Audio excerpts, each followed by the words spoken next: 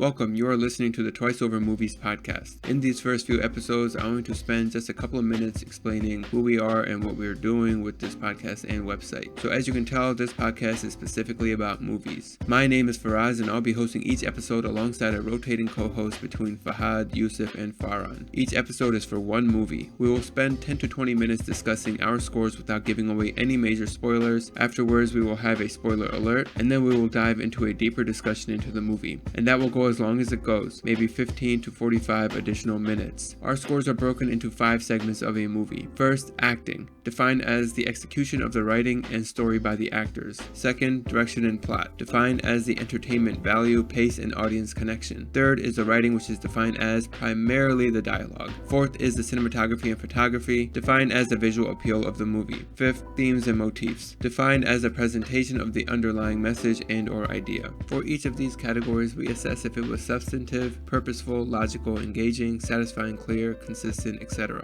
This is where the website comes into play. Depending on how you order the importance of the categories mentioned, you will get a composite score indicating the strength of the movie on your standards. Currently, you will see a score based only on how the host rated the movie, but we have every intention to include you into the process to add a community score alongside the host score. We hope you enjoyed the podcast, continue listening, and support us. Now on to the episode.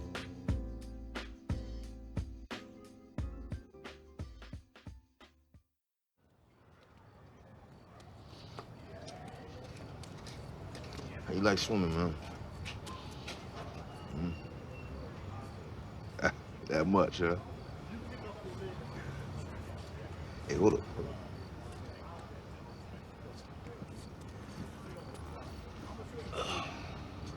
Pick one.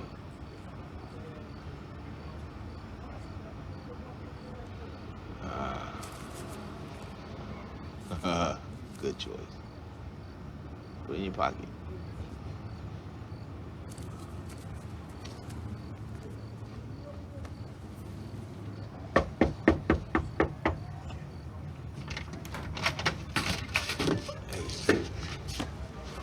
Yo, hold up. Whoa, wait.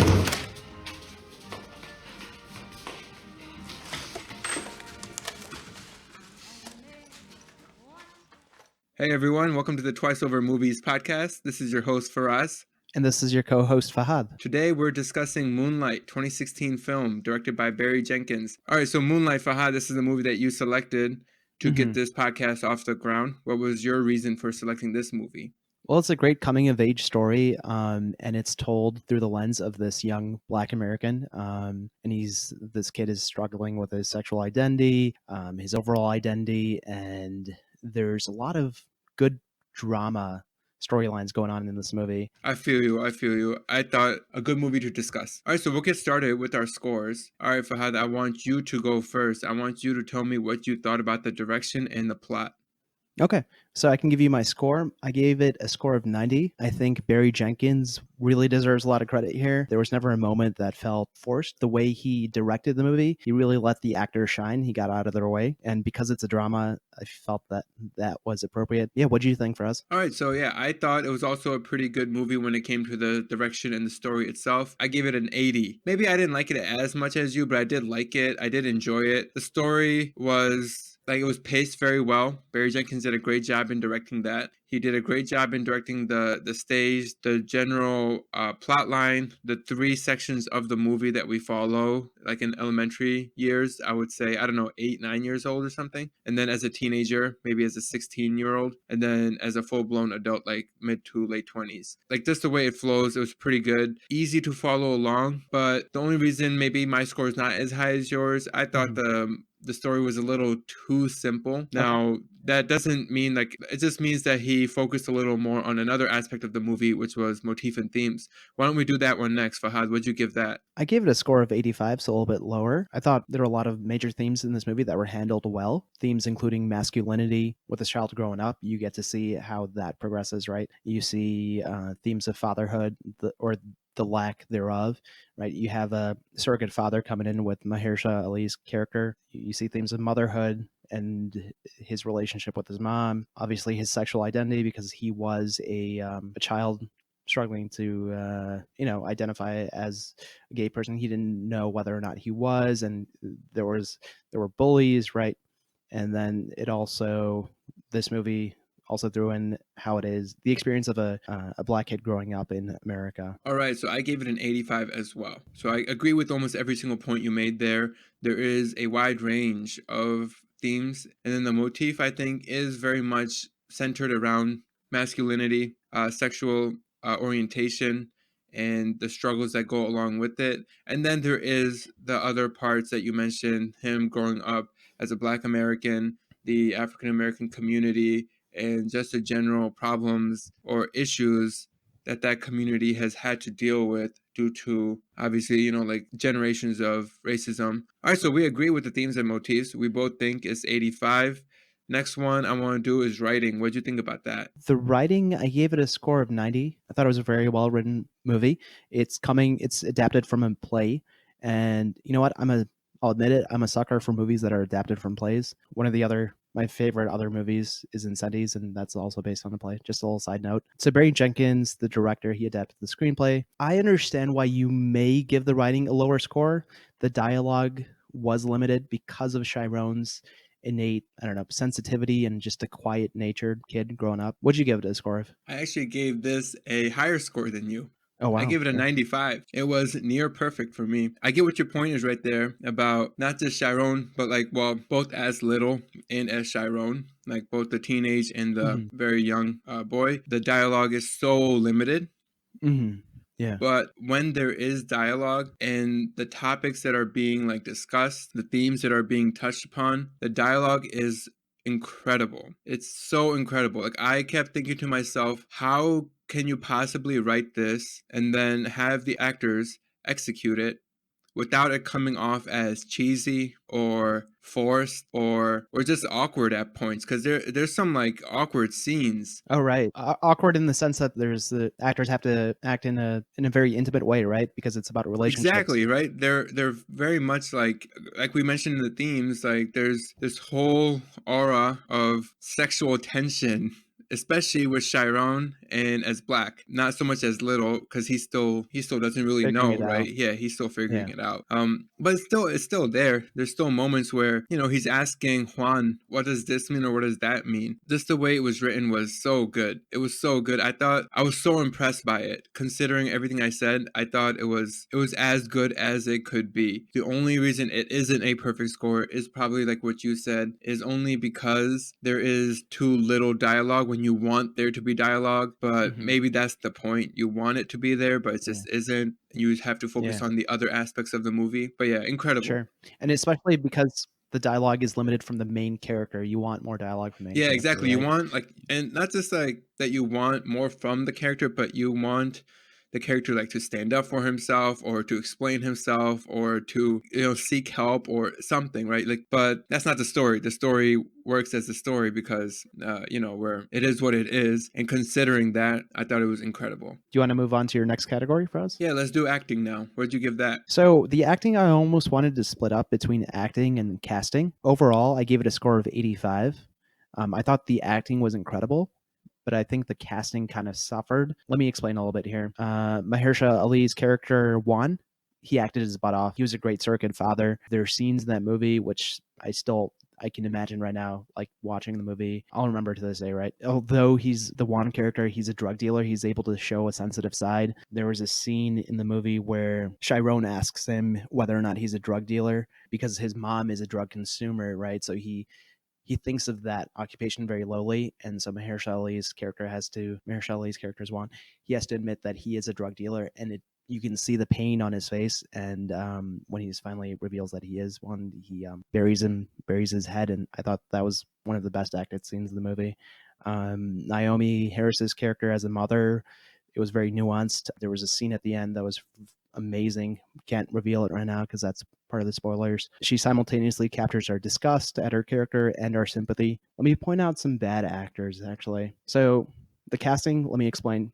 Chiron is the adolescent kid, Little's the child, and Black is the adult version of Chiron. So I thought it was a very jarring switch to go to Chiron as the adolescent in his teens. Their looks were completely off. What do you think? Okay, let me just give my score first. My score is very close to you. I gave it an 80. Again, I thought it was pretty good. Juan Mahershala Ali, like he was incredible. If I'm not wrong, I think he won Best Supporting Actor for this. Yeah, I think that's right. Yeah, so I thought all the kids individually, so who played Little? All right, so Alex R. Hibbert, he played Little. I thought he was great as Little. He really introduced us to a child who you're really concerned for, like from the get-go. And then you really can feel the isolation, confusion, and pain that Little is going through. I think from the first or second scene of the movie when he's running away from the bullies Yeah. into the like abandoned crack Right, house. right. All right, so I thought that was great. Then Chiron, played by Ashton Sanders. This is the second part of the movie, The Adolescents. He was the least impressive of the three, Agreed completely. but he was still very good. Again, like I mean, he was the least impressive maybe because like he's also playing like in my opinion the hardest role. He's playing a teenage boy who is probably pretty sure about his sexuality at this point, but it's also an awkward time in life. And Hmm. he portrayed that pretty good, but comparatively to Little and to Black, it wasn't as impressive. What about Black's character, Black's portrayal? Now, Black's character, I get what you're saying. It was a little jarring to see the significant difference, not just in appearance, but also in attitude. My qualms were with Chiron, the adolescent. I thought the switch between child and the adolescent into Chiron, that was the jarring part. Okay. Because he was this lanky character. When he goes into Black as an adult, you can almost imagine how he built himself up through his circumstances, how he put the muscles on, whatever, and changed. I thought the similarities between facial structure was there, but with Chiron, it was too jarring. The skin complexion changed, and the facial structure was way off. So that was the jarring part for me. The child to adolescent switch. So you're talking straight up casting only when you say that. Yeah. Well, I thought the acting of the adolescent, the Chiron, was weak. But Okay. I agree with your points that it is a hard character to act out. So when I say it was jarring or significant between Chiron and Black, I guess I'm not saying so much so in the cast. I'm saying more so in terms of the acting and like the behavior. Like it just you get to know a character, so the flow for the character from Little to Chiron flowed better than it did from Chiron to Black, where you Okay. could see why Chiron behaved the way he behaved because of what we saw him as Little. But when we saw Black, it was, I guess, a little too significant of a change. But then when we go back to the general writing, the direction, the plot, the story in general, I think it saves it. Like you Sure. can accept it because of all those other things. You can be like, okay, yeah. I mean, he clearly has this happen, so therefore he becomes this, right? Like Right. you can accept it. We have cinematography, photography left. I gave it a score of 90. Okay, what can I say about this movie? It used an interesting palette of colors. The outdoor scenes had a completely different set of colors than the indoor scenes, which I found amazing. Like the outdoor scenes all had this intense sun, which was very oppressive, and then the indoor scenes had this like almost like what's the word? This groovy neon colors. You saw the reflections in the faces. All the night scenes were incredible, especially in the moonlight at the beach. Also, I wanted to mention a specific scene. Chiron, or I'm sorry, I should use the kid's name. The kid's name was Little. As a kid, Little, there's a scene where he's playing with the neighborhood friends. They're playing like take down the person with the ball or whatever, and then the camera is almost like dancing ethereally. It reminded me of a scene from Terrence Malick movies. Something you really notice in this movie is reflections on faces, light being light, and light especially. There's a lot of scenes where the faces almost look wet, and so you get a really interesting reflection off people's skins. Yeah, so well, what you just mentioned there about the light. I mean, the movie is called Moonlight, and it's mentioned once within the dialogue, right? Juan is telling Little when they're at the beach a story of when he was in Cuba. Cuba, right? Yeah, and this old lady would call him Blue because in the moonlight, black boys, their skin looks blue because of the reflection. All right, let me give you my score. I agree 100% with you. I give it a 90 as well. Same things. I noticed the same things that you mentioned. Like the outdoor scenes are super well lit. I mean, this is Miami. It's hot. You can tell it's hot. And it's obvious just from like how everyone has to squint their eyes. Like that, Yeah, like there's like a shimmer to the skin because it's probably hot and humid and they're probably sweating. And right. indoors is super, super cool.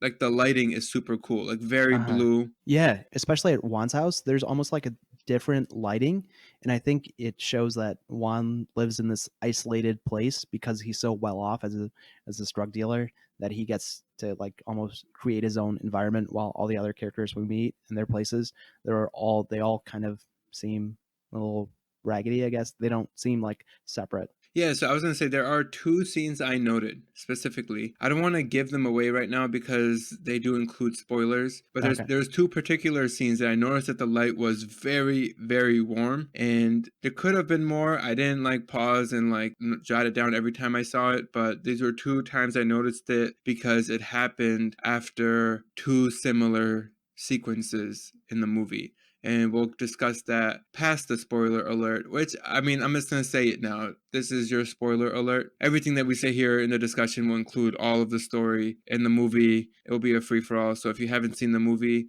you should go watch it. Not that it's not that the spoilers will really ruin much, but it's just a better watch when you don't know what's about to happen. But yeah, there you go. Spoiler alert, everyone.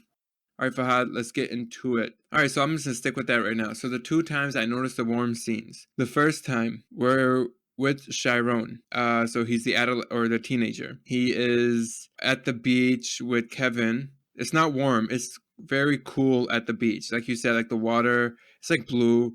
You got the blue reflections Mhm. going, but then Kevin gives him a hand job, right? When they go in the car and like Kevin's dropping Sharon off in the car, that whole drive, it's so warm. It's so yellow. Right, I remember that. It was almost lit by the street lamps, right? Yeah, only the street lamps at this point. I think it was purposeful because the next time I noticed how warm the lighting looked Uh-huh. in terms of the cinematography and it was when we are with Black, so he's an adult and he gets the phone call. Initially, he thinks it's his mom, but he finds out that Kevin just called him. After Kevin tells him, like they have like a small chit chat. Nothing like I don't think Sharon really says anything at all. I mean, not Sharon. I should say Black. I don't think Black says anything at all. Other than yes or no or whatever, right? Yeah, yes or no, or like, yeah, because he's like, do you speak to Teresa? He's like, yeah. And then when he hung up, or when Kevin hung up, Mhm. and Black put the phone away, the lighting while he lays in bed, Mhm. we're looking at it from like the top of his head looking out, and Mhm. it's super, super warm. And what do you think that symbolizes? I think it symbolizes that, there's a obviously we associate warm colors with like literally the feeling of like feeling warmth, just like if you're like hugged by someone, that warm feeling you get. Right. And I think that's what we're supposed to think, that once Sharon has that feeling, because we Mhm. know, right, that hand job that he gets on the beach, like he even says it. It was super meaningful to him, to the point that he says that it was the only time really in his life that he's been touched, and he's saying that in a good way, right? Like he's saying, See, let me mention something about that comment. For me, when he says that's the only time I've ever been touched, to me it indicates that he between Chiron and Black, he got taken away by the police for assaulting the bully. I thought he built himself up to that extent because he realizes the world is harsh, that he never let anyone close to him. And so he created a wall, a divide between him and the world. And that Kevin was the only person who had really achieved any sense of intimacy with him. And that was before his transformative transformation into Black, where he's, all muscle, this tough guy, right? yeah, but also just literally in the physical sense. When he said that's the only time I've been touched, I thought it meant sexually, right, because he gave. Yeah, no, so did I. I thought of it as sexually, not just sexually, but like physically being embraced, right? Mhm. It's the only time he's been truly embraced, sexually and otherwise. Why don't we talk about powerful scenes in this movie? One of them, to me, one scene that I found particularly powerful was his almost confrontation and with his mother at the end. She's in that halfway house, I assume, and he's talking to her, he's checking up on her. His mom's asking him, well, what are you doing? Are you still on the streets? Are you still slinging dope or whatever else he's selling? And he's like, yeah. And she responds with almost this, hostility, because she's in a better place. She doesn't want him growing up like that or in that occupation, because she knows it's disastrous. And he gets very angry. He's like, well, why do you care? You were on drugs my entire life. Where were you when I needed you, right? And then he almost breaks down, and they hug it out, and it's just, I don't know. It's a very nice scene. I agree. That was one of my favorite scenes. It's the only time, like you said earlier in the episode here, like Paula, Little's mom, played by Naomi Harris, she did a great job of basically bringing the character whole for the audience of this complicated individual that has come to terms with the mistakes that they've made. They are living with those regrets, and they still aren't like fully healed, and they still feel like they could fall back into the same traps. Like a culmination of all of that, that scene was very powerful. Black was really good at acting, man. Black was really That good. scene, Like yeah, he it was amazing. not just that scene, I think he had a lot of those moments where there was not much for him to say. But again, this comes back to the writing too. Like, so that scene with Black, the one that you mentioned with his mom. And with his acting, there were a lot of these scenes where you could tell he wasn't able to process the emotions, because emotionally it seemed like he was stunted because the lack of love from his mom. So in that scene with his mom, He's almost suppressing the emotion. yeah, he's almost rejecting it, because he's this guy who he's this very stoic guy. Streets have hardened him, and he's trying to suppress it, right? And it was a great scene where that emotion kind of bubbles up. The other time, Black and the actor's performance portraying him was super incredible. So Black was played by Trevante Rhodes. He did an incredible job when it was that scene with Kevin as adults, right? They're in Kevin's house now, Mm-hmm.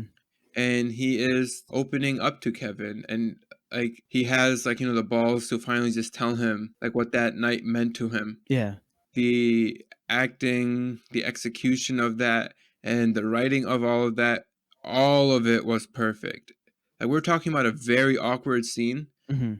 and to pull it off without it coming off again as cringeworthy or awkward or cheesy or whatever, it came off as perfectly done, and you're there with them and you feel for it. Like you're feeling it with them. Right. The way he's opening up to him, it's very And he's like very scared to do it too, right? He's almost like struggling to get the words out. the way he's speaking, his inflection, it's a very hushed voice, showing you like his sensitive side again.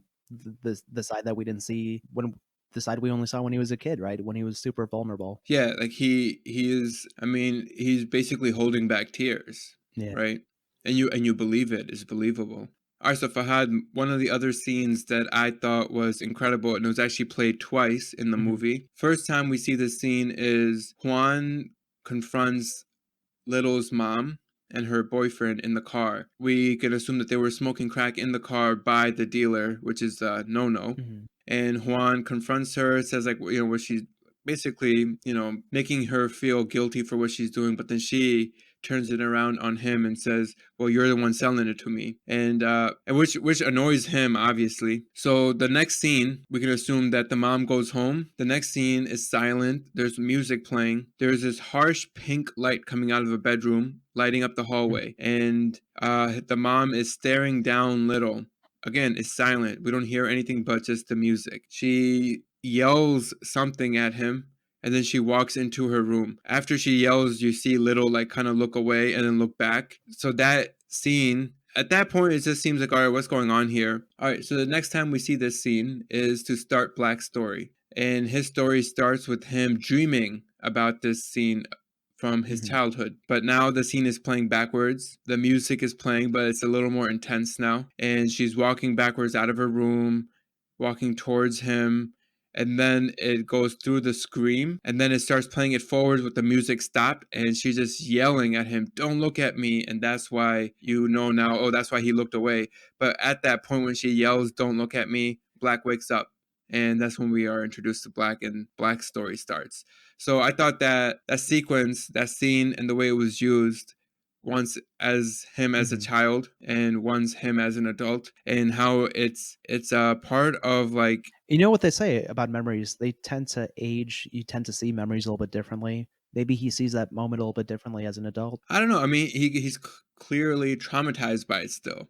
Like he's still traumatized by the fact that he didn't have a mother that that was there for him the way she needed to be Okay. there for him. It's a powerful scene. I liked it a lot, and I really liked it how it came back. And I really liked how the first time they kept it mute, only the music, and you don't really hear what she's yelling, but you can tell she's yelling something not nice. And when you actually hear the yell, like it shakes you a little, just as you would expect it to shake a child. Like that's just crazy to me. Like, you know, that people can be Yeah. like that. But yeah, that was a scene that I really Yeah, I like liked. that scene too. There were a lot of dreamlike scenes with Juan and with Little. There was a scene where he taught him how to swim. That was really well done, and it was almost like, I don't know, like the camera was bobbing almost in the water, and I don't know. I like that scene. Well, okay, so about the camera, I noted how I think almost all of the scenes were like handheld outside of like maybe a couple. When they introduce a lot of movement, like rotating the camera. Yeah, I mean, not just that, just if you notice, a lot of the scenes are handheld and they're following the character that we're with, whether it's Juan, whether it's Little, whether it's Kevin, whoever, they're following pretty close to the subject. It's like chest and above only, not even like torso. Chest and above, you get a lot of the scenery or the setting within the scene, and it's handheld most of the time. Even when you're with Kevin and Sharon in the back of the car, it's handheld. Also, there's a lot of stuff where there's a lot of circling of the subject. Hmm. So when we even are introduced to Juan, very first scene of the movie, he gets out of the car, handheld camera right behind him, and when he goes up to the dealer, the camera just circles around them as he has their conversation. Like it's not still at all. It's literally circling around him. When another time I noticed it is when we are following Hmm. Chiron after Kevin has been like, this is again the teenage Chiron. Kevin has been told to knock him out, right? Oh, By right, and that we bully. follow that bully as he's circling Chiron, right? Yeah, exactly. Same exact stuff. Yeah, so let's talk about the beach and the water because that's definitely a theme. So one, I think the first time we do come across it is like you said with Juan when Juan teaches him how to swim, and then the next time is when he's with Kevin as Chiron. If I remember correctly, Kevin's talking about how when the breeze rolls into the hood, everything just like quiets down. He's talking about a moment of like serenity almost. And then, they look at each other. There might have been a little bit more build up, but there wasn't much build up. You didn't know where the scene was going, and then it's all intimate all of a sudden. I'm trying to think. There was one other time we have the water. I want to say is when Black is driving down to Miami to see Kevin, and he stops to have like just like a break in the drive, and I think he just takes a moment to just feel the breeze of the beach and listen to the water. But I think it became almost like a safe space for Chiron. Even in that scene where Black wakes up from that nightmare that you described moments ago, after he wakes up from the nightmare, he sinks his head into a sink full of ice water. Maybe he's seeking the isolation that comes with sensory deprivation when you put your head in the water. Maybe he's trying to just relax himself or something. What do you think? Yeah, I don't know. The first time we see him do that is actually we see it a lot. So as Little, we see him give With the himself a bath. dish soap, right? Yeah, with the dish soap, yeah. And then as Chiron, we only see him use the dunk his head into the ice water after he gets like beat into a pulp like by the Hmm. bullies. Like the day before he like, basically goes and smashes a chair on the bully's Hmm. back. And then yeah, and as an adult, maybe it's just something he does out of habit at this point because of what you said. It just the isolation that he gets from it, and it probably just calms him down or soothes him. Yeah. What did you think about the ending of the movie? So he opens up to Kevin, and then it just ends with Kevin holding him straight up, right? That's all it is. And that's what I think I meant by, like, when he Touch. says that's the only time Yeah. he's been touched. Like, he literally means that in a physically embraced in a Mhm. warm way. And that's how the movie ends, is Kevin just has Black's head on his shoulder with his hand on Yeah. Black's head. And, like, you know, he's being embraced at that point. And It indicates that there's hope for Black, that he's gonna let Kevin close to him. They're gonna be like, I don't know. Black's built himself in such a way that kind of isolates himself from the world. Here we see him opening up, so there's hope for him. yeah, so you're saying that, okay, we end the movie with a little bit of hope. I agree. That's why it felt good to me that the movie ended like that, and I liked it.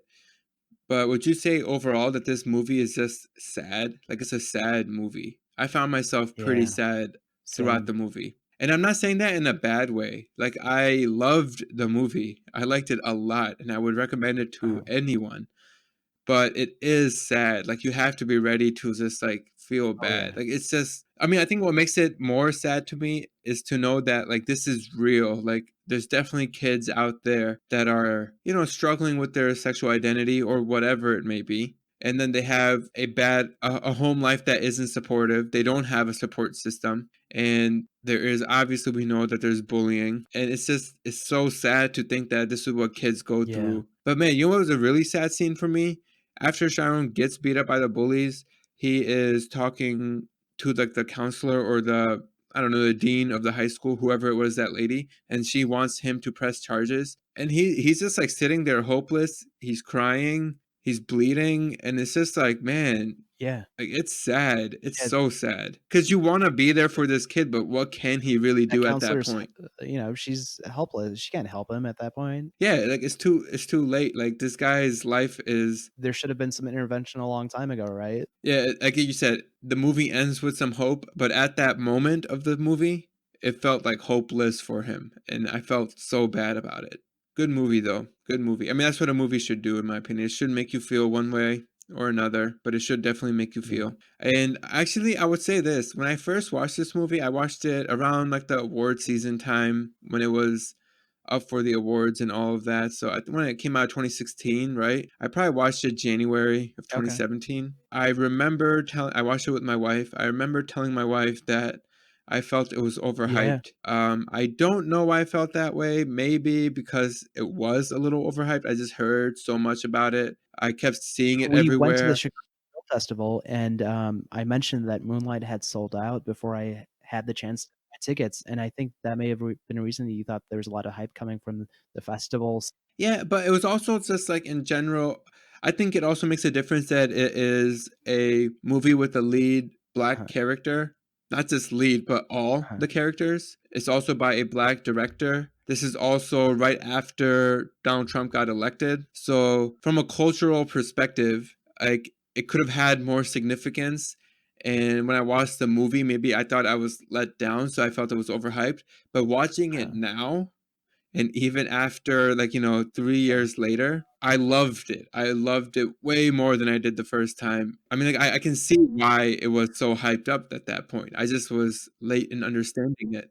There was this, article I read about Barry Jenkins, watching this movie in some film festival in Europe, and he talks about how he gives this interview, and he talks about how he was genuinely surprised that so many people identified with his movie, with the experience that's shown in the movie, and then at that point, he realized that he had created this movie that, anyone can relate to, because the movie's themes and motifs, the way he goes through it, it's very specific, but then it can be, it's universal, anyone can be bullied. It's wholesome, Yeah. as in there's elements of this movie that anyone could relate to. It doesn't, like, you don't have to be a Black Mhm. American or a gay person or a, I don't Mhm. know, just someone from a or a single parent household. Like, you don't have to have like all those Yeah, things, but any one of right. those things you may have experienced Yeah, in your and life. then even the people, yeah, I was gonna say, the people who do have any personal experience with any of those, any one of those things, they can probably relate more. And the fact that they received it well, that probably means that, the the movie captures everything well. Like there's no fake moment within this movie. Everything was pretty genuine, and it's easy to see why, right? Barry Jenkins, the director, wrote the screenplay. I think his buddy was the one who wrote the play, but it describes their life experiences pretty similarly. So it's a very personal movie. Yeah, like you said, it's very genuine, and I think that the fact that it is so genuine is why we Relate to it. not just why no, why those awkward scenes, why those hard to watch scenes, why it came out and was executed so well is because we felt how genuine the story was. Well, one thing we should know is throughout the whole movie, Chiron, Little Black, he keeps in touch with Teresa the whole time. And also, as Chiron, we learned that Juan has passed away. We don't know how, but we can assume, considering Juan's lifestyle of being in the drug game, it could very well be drug-related crimes. But he still keeps in touch with Teresa, so he has a stable source of guidance from someone that cares about him. Do you think? What do you think Teresa could have said to Chiron after he had been taken away from the police? After, I think they might have lost contact there, right? Because they were forced to move. Yeah, maybe. And I don't know, maybe he reached out to her Yeah. after he got out, or maybe she just found out and reached out to Do you him. think she tried to dissuade him from getting into drugs? Yeah, I don't know. I mean, now we're just speculating. I would think that like Black wouldn't tell Teresa what he's doing. Okay. Okay. Yeah. Like, I don't think he would be honest with her because I'm sure he would feel shame just the way Juan did. Yeah. Ah, that scene was so good where he feels shame. That scene was really good. Mahershala Ali, like he is really good in this role. I was wondering this when I was watching the movie. How are we as an audience so easily able to accept how quickly Mhm. he seems to take in this boy and become a mentor almost? Like if it was done in another movie, we would be like, "Yo, this is cheesy. Come on, really? How are you going to do that?" But in this movie, it was just Right, believable. right. I don't know why. I suspected Juan may have had a similar experience growing up where he might have been, bullied or persecuted as a child. And so he saw this kid holed up in a crack house or something, and he saw that he needed some help, so he took after it. Yeah, but it's surprising considering, he sells drugs, so there's a certain lack of care that goes along with being a drug dealer, right? I think we're good, right, Fahad? I think we've discussed most of it. I don't want this to run too long. Yeah, let's end it there. All right, guys. Thank you for listening. We'll be back with another movie soon. Peace out. Peace. Thank you for listening to this production of The Twice Over. If you would like to keep up with us, please subscribe wherever you listen and check out our website, thetwiceover.com. And follow us at The Twice Over on Instagram, Twitter, and Facebook. If you would like to support us, you can do so on Patreon, or you can just tell a friend about this podcast. And finally, if there are any comments or feedback, please email them to us at comments@thetwiceover.com, or you can just tweet at us. The music you hear is from Amerigo Gazaway. Check him out on Bandcamp and Spotify. We'll be back next week with another episode.